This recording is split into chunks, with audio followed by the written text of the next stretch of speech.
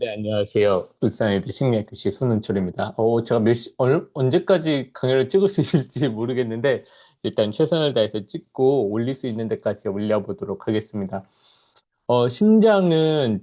심장만 똑 떼어놨을 때 어떻게 된다 그랬죠? 자기 혼자서 그냥 뛸 수 있습니다.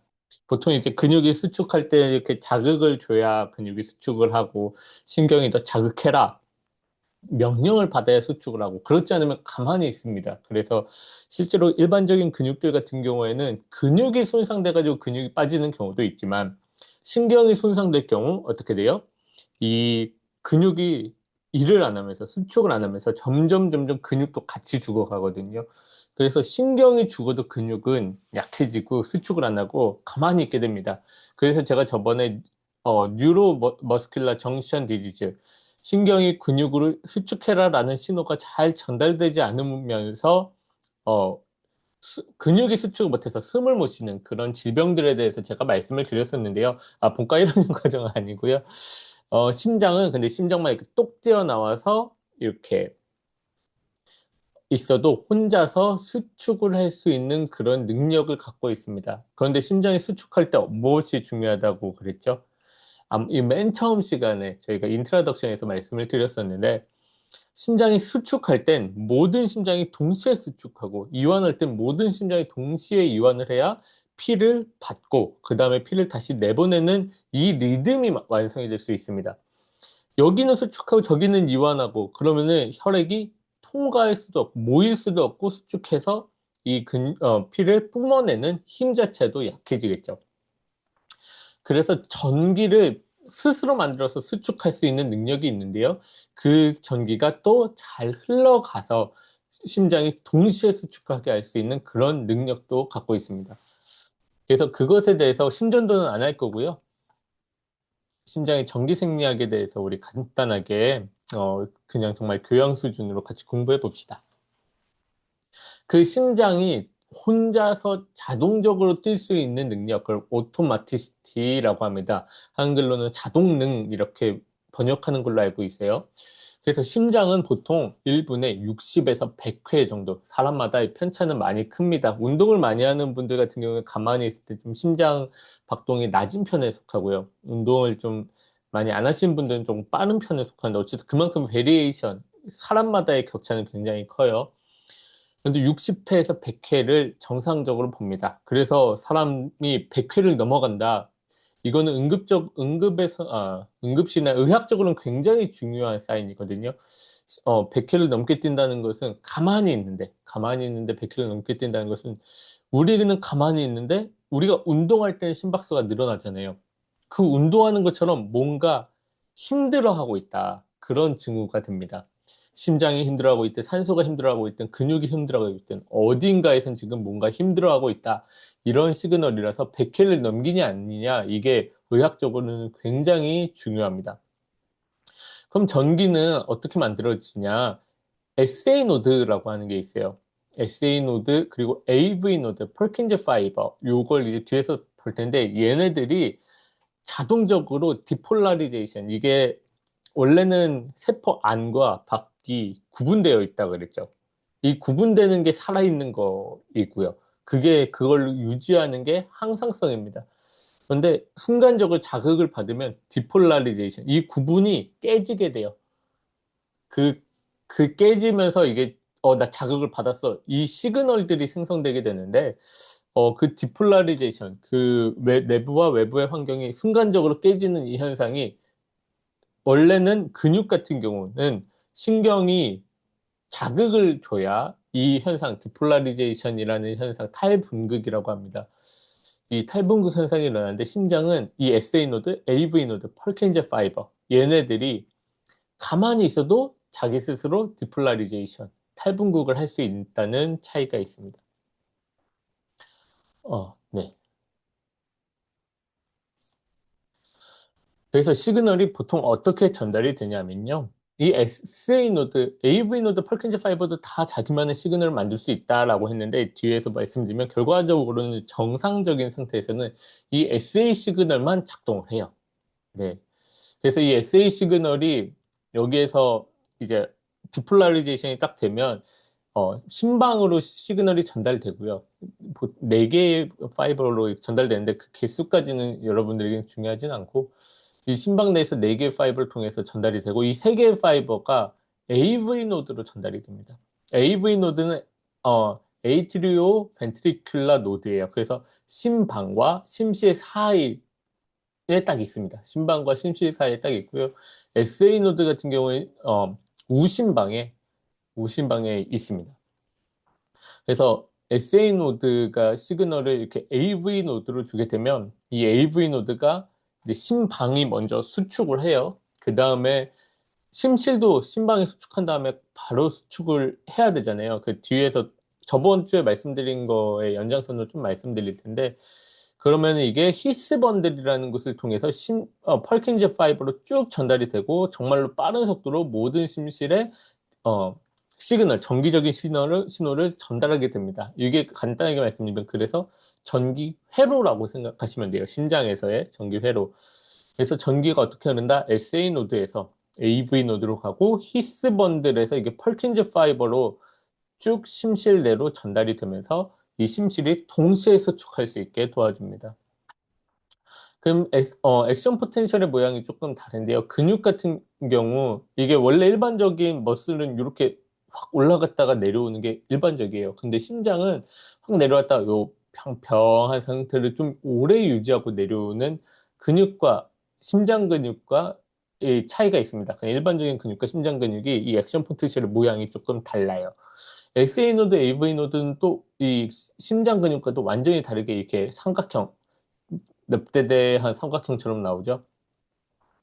이것이 왜 그렇게 되는지는 자세하게 아실 필요는 없고요. 어, 간단하게 그냥 말씀만 드리면 이 SA 노드 같은 경우에는 보통 이 액션 포텐셜이 훅 올라가게 만드는 데는 소디움이 세포 내로 갑자기 우르르 들어오는 게 역할을 합니다. 우르르 들어와요. 세포 밖에는 소디움이 많고요. 여러분들은 근데 학교 때 소디움, 포타슘으로 배웠다고 들었습니다. 그래서 저희 때는 나트륨, 칼륨으로 배웠는데 그래서 그냥 소디움, 포타슘이라는 용어를 사용하도록 할게요. 소디움이 우르르 들어오게 되는 게 세포 밖은 소디움이 높고요. 세포 안은 포타슘이 높습니다. 그래서 소디움 농도가 경사가 있는 거죠. 세포 안은 작고 세포 밖이 크니까 문만 살짝 열려도 농도 경사에 의해서 그리고 세포 내는 조금 여기서 보면 네가티브 뭐 마이너스 65mV, 마이너스 80mV 그러니까 양이온을 쭉 받아들이기 좋은 환경이거든요. 그렇게 쭉 들어오게 됩니다. 어, 그래서 문만 열면 소듐은 우르르르 들어오는데 이 SA 노드는 이렇게 넓대대한 삼각형을 그리는 게 이 소듐 커런트가 없어요. 네, 근데 벤트리클은 소듐 커런트는 있는데 또 뭐가 있냐면 원래는 소듐이 우르르 들어오고 그 다음엔 포타슘이 우르르 나가고 이렇게 다 액션 포텐셜이 만들어지는데 소듐과 칼슘 요 커런트가 이 소듐 커런트랑 이렇게 평행한 구간이 생기게 됩니다. 결과적으로 칼슘과 포타슘 커런트 이 흐름이 얘네들은 밖으로 나가는 거죠. 포타슘은 밖으로 나가는 거고 칼슘은 안으로 들어오게 되는데 이 흐름이 평행하게 유지되는 그 시점이 좀 있다. 꽤 오랜 시간이 그래서 볼트가 바뀌지 않는 시기가 있는데요. 여기서 또 중요한 게 전기 흐름에서 중요한 게 요때가 불운기라고 하는 거예요. 리프렉터리 피리어드. 불운기라고 하는 게 이미 얘가 자극을 받았잖아요. 근데 자극을 또 받았을 때 그게 이 시간 안에 자극을 받게 되면 반응을 하지 않습니다. 이게 굉장히 중요해요. 왜 그러냐면 저희가 그러면은 막 1분에 수천 번 따다다다닥 줘버려요. 그것마다 자극을 다 받아버리면 심장이 1000번의 자극을 순식간에 받게 되고 그러면은 처리할 수가 없겠죠. 그 자극들을. 그래서 일정 시간 동안은 자기가 일단 한번 자극을 받았으면 자극을 받지 않는 불응기의 시간을 거치게 됩니다. 네, 요 불응기의 시간이 있다. 이게 굉장히 이따가도 말씀드릴 텐데 부정맥에서도 되게 중요한 역할을 하고요. 네. 약간 생각해보면 좀 너무 당연한 얘기기도 합니다. 그 자극이 어쨌든 한 번 세게 오냐, 작게 여러 번 오냐, 이거를 우리가 작게 여러 번, 한 번 세게 오는 거랑 작게 여러 번 와가지고 결과적으로 자극이 커지는 거랑 같은 반응을 해줘야 되는데, 그렇지 않으면 작게 여러 번 오는 것에 대해서 너무 민감해질 수가 있죠. 그래서 요 불응기가 있다라는 것을 여러분들이 기억해 주시면 좋겠습니다. 어, 이때는 그럼 결과적으로 전기가 흐르고 있잖아요. 근데 전기를 일단은 자기가 받고 다음 전기로 흘려 보냈어요. 근데 위에서 전기가 왔어요. 이 불응기 때. 그럼 그 위에서 온 전기는 내가 무시해 버리니까 전기의 흐름이 끊기게 됩니다. 이때는. 그래서 밑으로 내려 보내고 이제 위에서 너무 빠르게 온 전기는 끊어버리는 그런 역할을 하게 되고요. 근데 그래서 결과적으로 요 페이지가 있는데 요것은 여러분들이 자세하게 아실 필요는 없고, 요 페이지 1 이렇게 액션 포텐셜이 딱 만들어질 때 심실은, 이건 심실이 벤트리큘러 머슬이라는 게 심실 근육이잖아요. 네. 이 심실은 수축을 하게 된다. 요때. 그리고 요게 쭉 내려오면 요때는 어떤 게 시작되냐? 페이지 4. 심실이 이완하기 시작을 하는 겁니다. 이게 심장이 75번 뛴다고 했을 때, 1분에 75번 뛴다고 했을 때 심장이 수축하고 이완하는 데까지 0.8초밖에 안 걸린다 그랬죠. 우리 60회 뛴다고 해도 1초마다 심장은 한 번씩 뛰는 건데 그때마다 수축하고 이완을 반복하고 있는 거잖아요.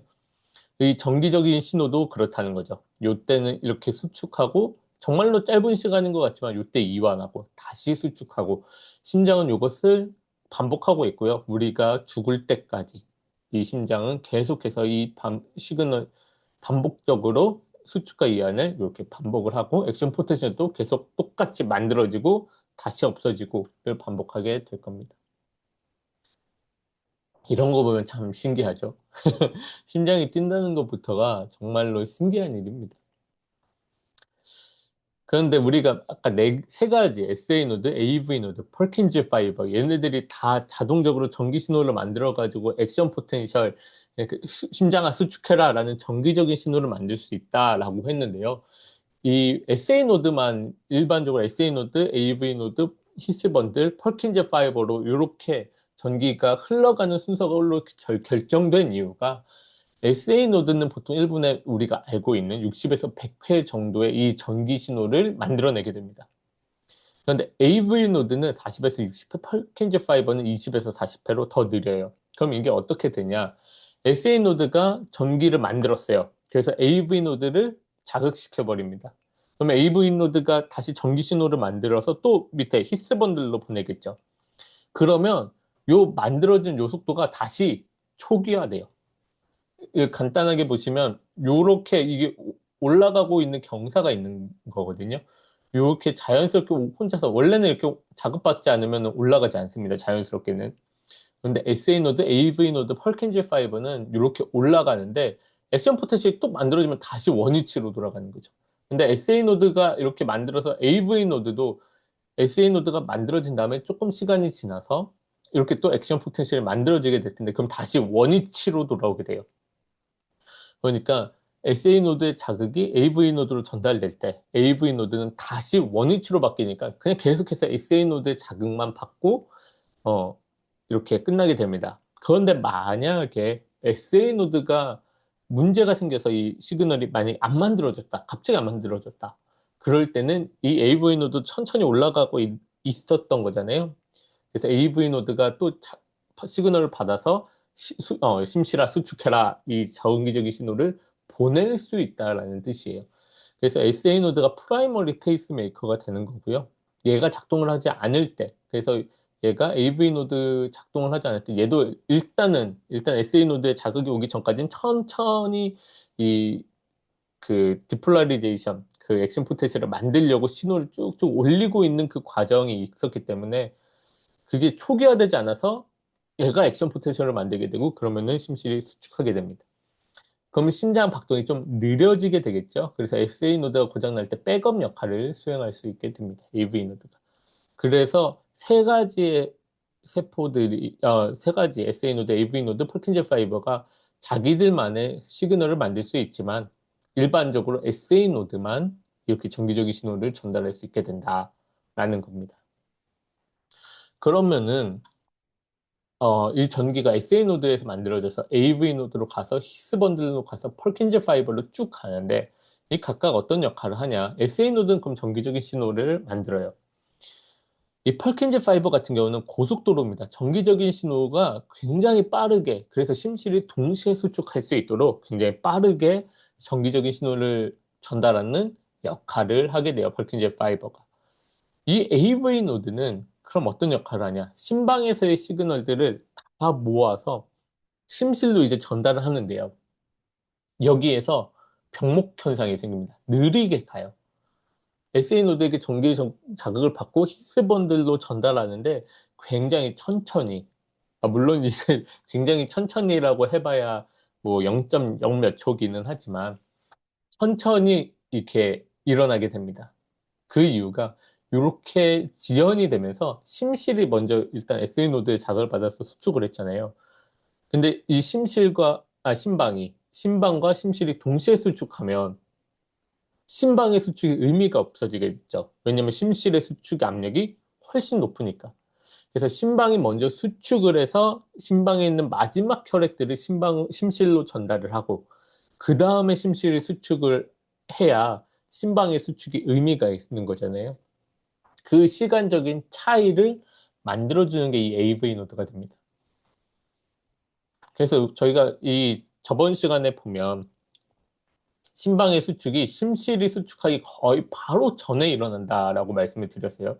그래서 피는 심실이 이완을 하면서, 벤트리클이 이완하면서 심방에 있는 피를 쭉 빨아들이는 역할을 한다 그랬습니다.